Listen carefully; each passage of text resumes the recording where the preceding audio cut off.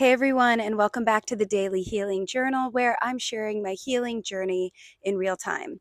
This healing is specifically from narcissistic abuse, both physical and emotional and mental. So, this has been a really strange journey for me because I consider myself a pretty strong person. I was never a pushover type necessarily. I was always way better at standing up for other people instead of myself. And a lot of these behaviors were learned as a child. It's made a lot of people uncomfortable that I'm speaking out about this, but I don't care. I used to care. I used to hide. It doesn't mean that I'm perfect, but I would like to talk today a little bit about how we wait and wait for certain people in our lives to be a certain version so that we can feel better. In my situation specifically, this was going on in multiple different circles. So, like, I would dim my light and I would sort of pull back and not be myself, so to speak, even though these people would probably argue that. That's because they aren't me and they don't know. And a lot of times when we do this, we don't really notice because we get used to this. We normalize this behavior. And the worst part of this for me was that I loved all of these people so much that I was willing to contour whatever it was and hold back. And then when I would come forward and tell people how I felt, right? And I would tell these loved ones how I felt about certain behaviors, instead of them saying, "Oh gosh, so sorry, didn't mean for it to be that way," there was always an excuse. And it's interesting how layer upon layer, these people were always either making excuses or saying I was being too sensitive or always discounting me having the guts to finally come forward and tell them how I felt. Specifically in my childhood, there were people who were not good at apologies, and I was always sort of waiting for people to validate me as being part of the tribe. So, because I was different and I am an artist and I wasn't the normal kid, I always felt like I needed to wait for that validation. And because I did this, I was doing this in my relationships too, right?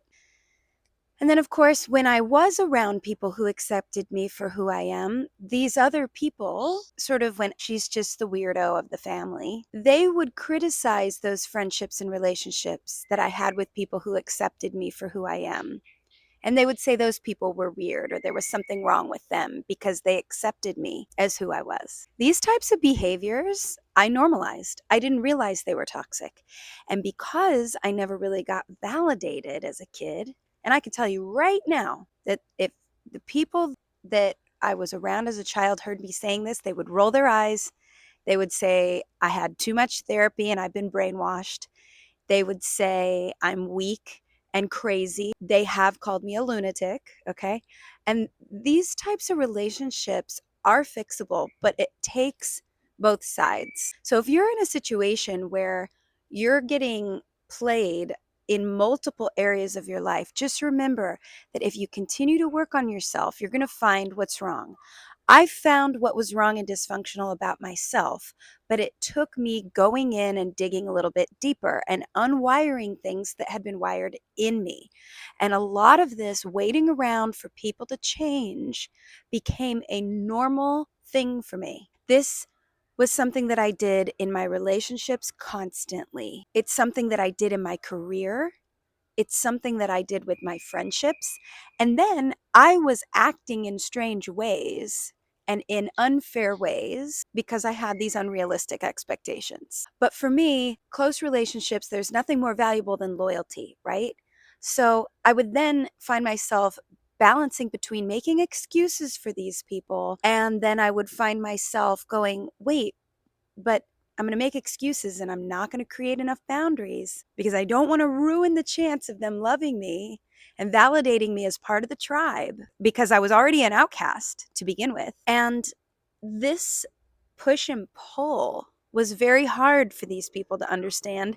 It was very hard for me to navigate. And so then by doing this, I would start to feel a little bit crazy. I would start to act a little bit crazy, and I had to correct these behaviors. And then when I started to normalize and balance and start making choices that were better for myself, a lot of these people did not like that. And I've mentioned this multiple times in my videos because it's truly a healing process that I'm going through. And as I see these narcissistic, abusive stories from other people, it's almost like a playbook. And so in my more recent relationships, specifically when I broke off my engagement, I didn't realize how many layers of push pull there really were.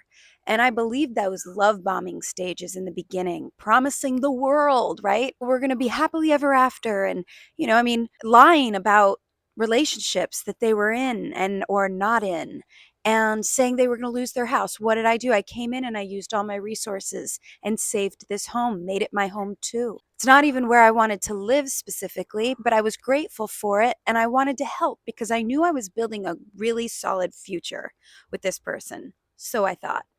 And so this beginning phase of me coming in and swooping in, I didn't realize was just another version of me trying to fit in a tribe, build my own tribe, thinking and being fooled that it was based on love. And I was a perfect prey for this specific narcissist because I believed this. I had never been loved like this in my life. So did I think. The hardest part of this was as the relationship went on, I started to see behaviors that I thought were just due to alcohol or other behaviors. And sometimes when we're in these relationships, we can get really mixed up. And this is also something I dealt with in my childhood where everything was a mess one day, but then when Monday came after the weekend and everybody had partied and screamed at each other and there was all this dysfunction, everybody put their mask back on to be good in front of people and don't even think about bringing it up. You can't tell anybody about it. You got to zip it tight and pretend like everything's fine. And because of that, that's what I was doing in my relationship. And I thought it was normal. I also, when this person would act really nasty behind closed doors, whether it was physical, throwing items at me, and then maybe pinning me down on the ground and doing physical abusive type behavior. And when I would try to fight back, me fighting back was used against me, right? And I was so embarrassed about these behaviors that I actually lied to my loved ones. And then when all the truth came out in the end, I looked like the crazy one, right? Because I had lied so well for this person because I truly believed that this person had it in them to become a better human being and be the person that they promised they were in the beginning. This is classic narcissistic abuse. And while I was trying to figure out, should I stay or should I go here? And my loved ones were like, you need to get out. And then I did. And then somehow the flying monkeys is what we call it. When the narcissist goes around and recruits all these people, they were recruiting my loved ones and I didn't even know it. I was so careful because for the first time, I really wanted to be very careful about over venting to my family. Getting older, I learned that wasn't really something that you should do, but I always was not sure about what was normal and what wasn't in relationships. So I would have a tendency to overshare with my loved ones. Welcome to Key West. By the way, I'm playing a show this evening. That's why I'm all dressed up right now. But anyway, all of these behaviors were stacked up on to each other. And I really thought, well, I'm going to marry this person, trying to have a child with this person. It's really important that I don't overexpose this person. And it was one of those things where, thank goodness, I did document it. But I read something the other day that really hit me. And it said, if you are filming, recording, or feeling the tendency and need to document your relationship just in case to keep you safe someday, that's a huge red flag. Somehow I normalized this. It's not normal. And I think it was because I was always being gaslit. Something would happen, and then I thought it was because this person was drunk all the time, so maybe they didn't actually remember. Little did I realize this was a very strategic way of this person having control of me. Now, this isn't the first person and only person that has done this to me. And when my life was threatened on Christmas Eve, it was denied that it even happened. I've had to document everything and then go back and relive it. And then what's even crazier is when you show the proof, especially to narcissists, they still find a way to say, so that's not real. And even if it looks real, it's because you did such and such, right? That's what creates the panic of having to document and wanting to document everything. That is just a living hell. If this is you or you've been in a situation like this, you're not alone, but try to get some therapy and get yourself out of this situation. I listened to my intuition and got out. But again, what kept me holding on for so long was hoping that they were going to be the person that they promised they were in the beginning. And why did I do that? Why did I cling on to that so hard? Well, because I truly loved this person that I thought they were. Okay. That's just to start. But I also was holding on to this obsession that I think, as I'm working through this, I think that it was something that I developed as a child, wanting that validation from two very hardworking parents. I'm not saying they didn't love me. I know that my family loves me, but I constantly felt the need to wait around in this push shove environment to feel validated and loved. And it doesn't mean that they didn't love me, but this wanting to do everything right or wanting to do something extra special so that I could feel that love was something that maybe I never actually felt like I actually got. I never actually thought about this. I never openly thought, yeah, I didn't have enough love as a kid. I never felt that way. I never thought about it that way. But we have to hack our own behavior and become better people. And to do that, you have to kind of pull all the old operating systems out, and you have to kind of sort through them first and then start over. And, you know, I have a platform where I can speak openly about this. And I got an email today. I think maybe you can tell that today's video is kind of personal. Like, I mean, they've all been personal, but this one is coming straight from my heart. They all have, but this one specifically because it might have a different tone, because I got an email today from someone that told me that if it's anything, they wanted me to know that my videos have changed the lives of at least two people. And this means so much to me because I know that it's hard to come out and say things, and it's hard to be vulnerable, and it can be embarrassing. I find myself sometimes going, gosh, when I'm ready to date again, or when I'm ready to be with new people, and as I'm making new friendships, I don't want them to look at me and think she's really weird and messed up. I don't want anything to do with her. And by the way, this has happened. But you know what? This is as authentic as it gets. And if people are going to poke fun at it, and if people are not going to like it, then these videos clearly are not for them. And if this is changing not only my life, but the lives of other people, it doesn't get better than that. And so I just want to thank you to all the people out there who have been supporting me through this journey. And just know that the support goes both ways. And a lot of times through this process, I've been questioning, like, am I the narcissist? Am I the selfish one? Because that's all I've ever been told. Truffles, what do you see up there?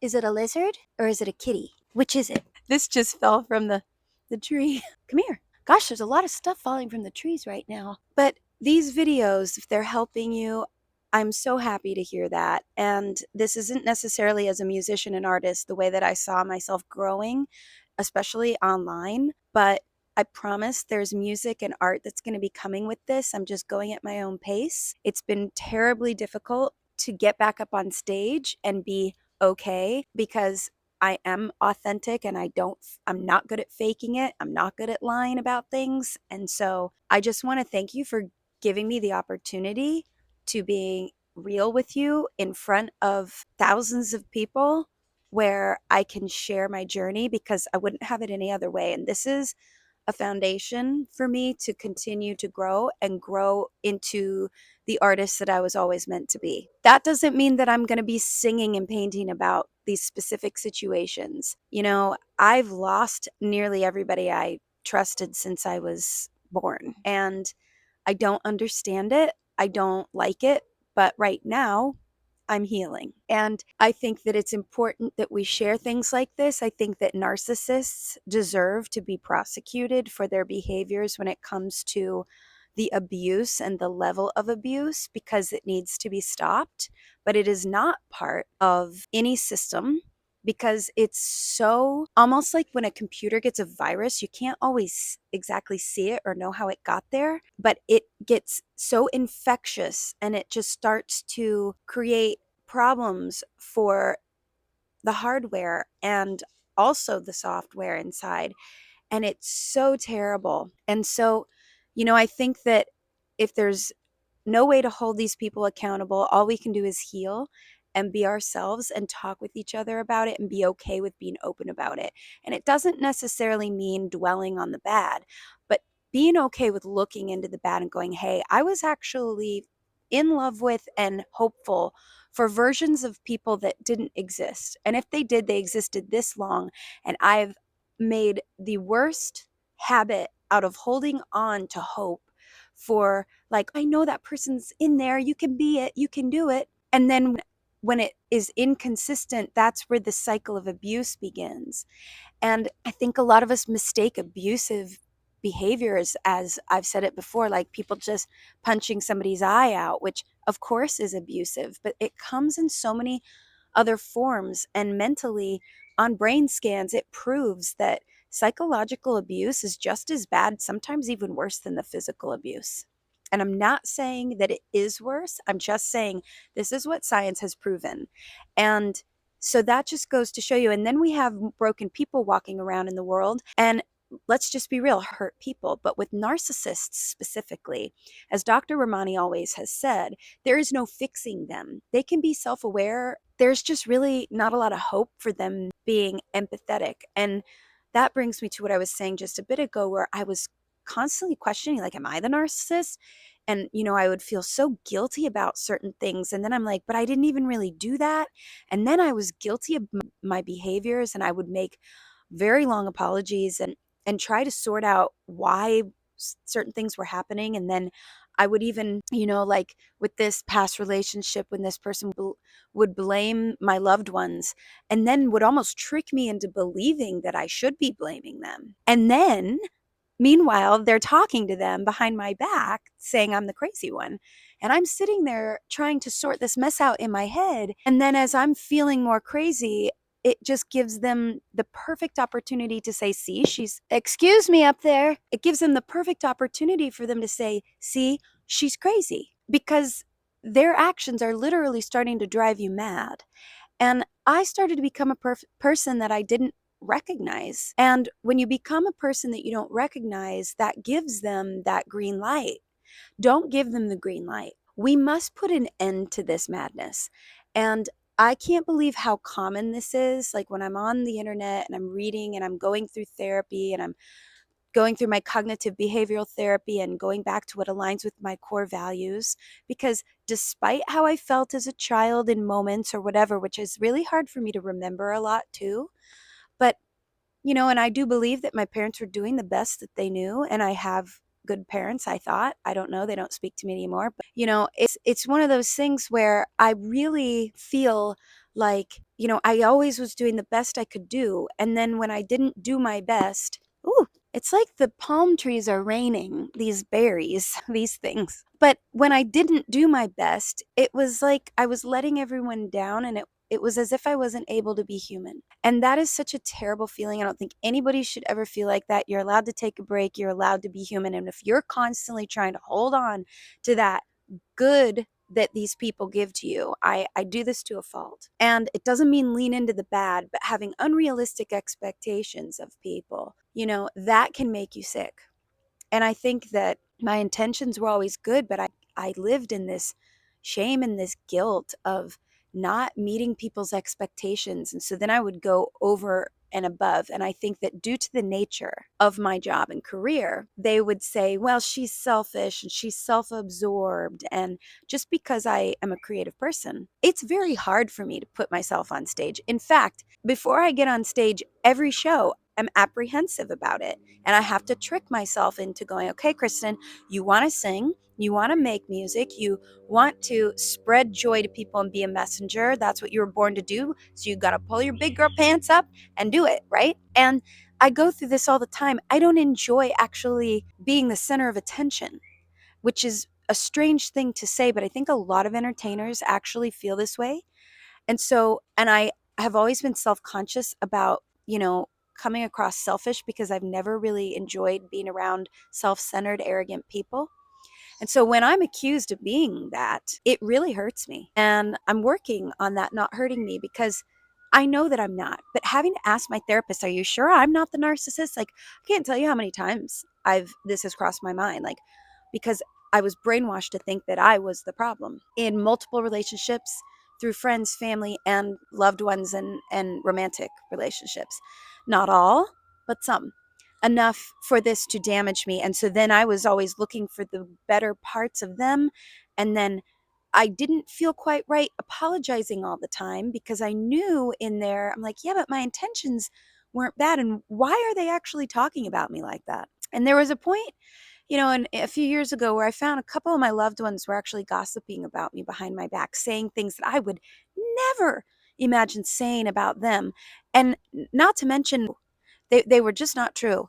And that's the other thing. When people have trauma bonds and they start connecting with each other and they start to create their own version of truths in their head and then they believe them, this is dangerous stuff, you guys. So, again, it doesn't mean that these people don't love us, right? And that we don't love them, but there is dysfunction. And so it's okay to hold on to the good parts of these people. But I did this to a fault.